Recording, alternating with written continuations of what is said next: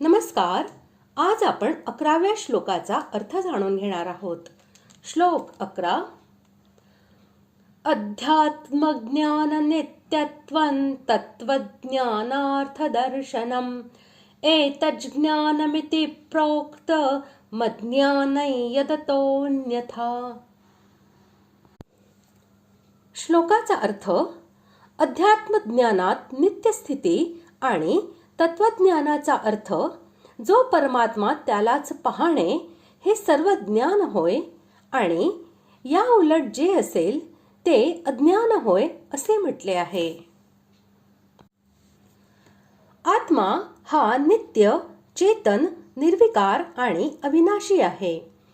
त्याच्याहून भिन्न ज्या नाशवंत, जड, विकारी आणि परिवर्तनशील वस्तू भासतात त्या सर्व अनात्मा होत. आत्म्याचा त्यांच्याशी काहीही संबंध नाही. शास्त्र व आचार्य यांच्या उपदेशाद्वारे अशा प्रकारे आत्मतत्व चांगल्या प्रकारे समजून घेणे म्हणजे अध्यात्मज्ञान होय. आणि बुद्धीमध्ये अगदी तसाच दृढ निश्चय करून मनाने त्या आत्मतत्वाचे नित्य निरंतर मनन करीत राहणे म्हणजे अध्यात्मज्ञानामध्ये नित्य स्थिर राहणे होय. तत्वज्ञान याचा अर्थ सच्चिदानंद घन पूर्ण ब्रह्म परमात्मा असा आहे. कारण तत्वज्ञानामुळे त्याचीच प्राप्ती होते. त्या सच्चिदानंद घन गुणातीत अशा परमात्म्याचे सर्वत्र समभावाने नित्य निरंतर ध्यान करीत राहणे म्हणजेच त्या तत्वज्ञानाच्या अर्थाचे दर्शन करणे होय. हे सर्व ज्ञान आहे या म्हणण्याचा भावार्थ असा की अमानित्वम पासून तत्वज्ञानार्थ दर्शनम येथपर्यंत ज्यांचे वर्णन केलेले आहे ती सर्वच ज्ञानप्राप्तीची साधने होत. म्हणून त्यांचे नावही ज्ञान असे ठेवले आहे. याचा भावार्थ असा की दुसऱ्या श्लोकामध्ये भगवंतांनी असे सांगितले आहे की क्षेत्र आणि क्षेत्रज्ञ यांचे जे ज्ञान आहे तेच माझ्या मते ज्ञान होय.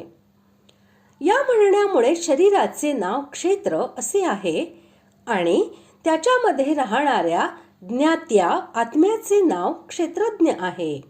ही गोष्ट समजली म्हणजे आम्हाला ज्ञान प्राप्त झाले असे कोणी समजू नये.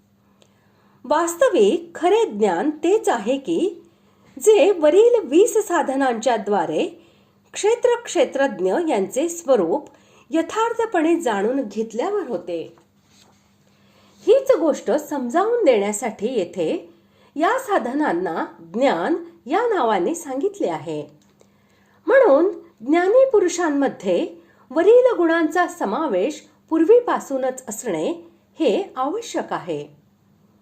परंतु ते सर्व गुण सर्व साधकांमध्ये एकाच वेळी असावेत याची गरज नाही.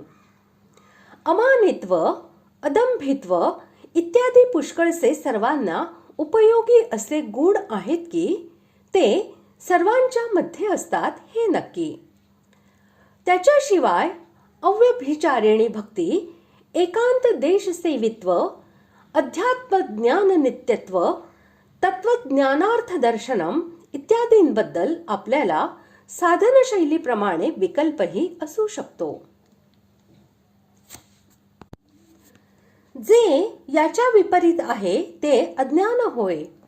या म्हणण्यातून असे दाखविले आहे की वरील अमानित्व इत्यादी गुणांच्या विपरीत मानमोठेपणाची इच्छा, दंभ, हिंसा, क्रोध, कपट, कुटिलता, द्रोह, अपवित्रता, अस्थिरता, लोलुपता, आसक्ती, अहंता, ममता, विषमता, अश्रद्धा आणि वाईट संगती इत्यादी जे दोष आहेत ते सर्वच जन्ममृत्यूचे कारण असलेले अज्ञान वाढवणारे आणि जीवांचे पतन करणारे आहेत.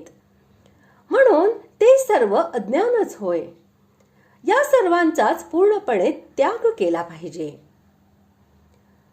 अशा प्रकारे आज आपण 11व्या श्लोकाचा अर्थ जाणून घेतला.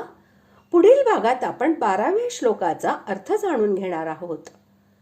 धन्यवाद.